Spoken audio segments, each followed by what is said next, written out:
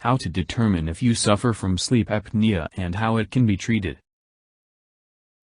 The typical patient with sleep apnea is an overweight middle-aged male with a neck size of more than 17 inches. However, the condition is also common in women and not all sufferers are overweight. Almost everybody who has sleep apnea is a snorer, often a very heavy snorer.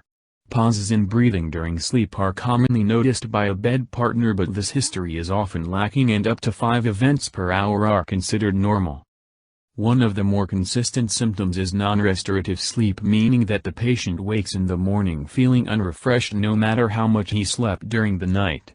Excessive daytime sleepiness is common in sleep apnea of any severity, but some patients complain of fatigue rather than sleepiness.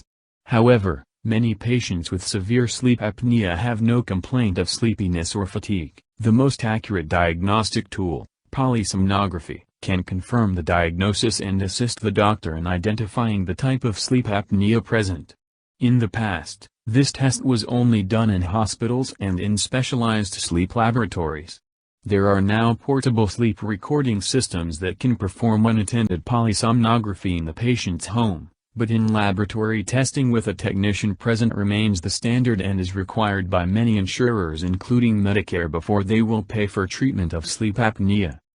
With advances in portable electronics, patients can now use a small device called a pulse oximeter, which is attached to a fingertip to measure the oxygen saturation of the blood, % of the total hemoglobin that is combined with oxygen.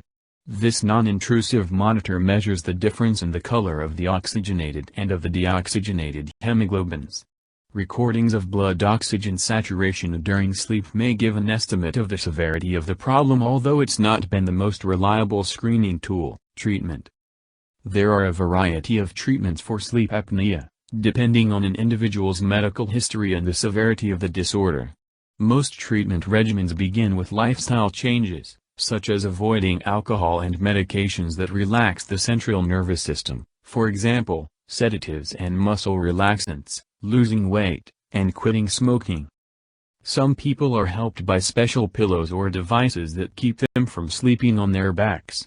Some cases are treated with oral appliances to keep the airway open during sleep.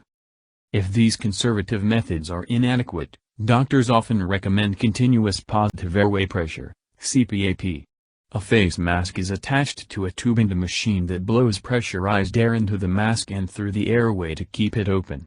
There are also surgical procedures that can be used to remove tissue and widen the airway.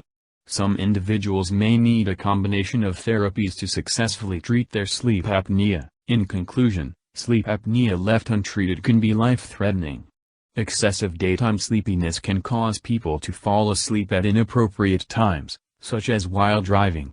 Sleep apnea also appears to put individuals at risk for stroke and transient ischemic attacks, TIAs, also known as mini-strokes, and is associated with coronary heart disease, heart failure, irregular heartbeat, heart attack, gout and high blood pressure. Although there is no cure for sleep apnea, recent studies show that successful treatment can reduce the risk of heart and blood pressure problems.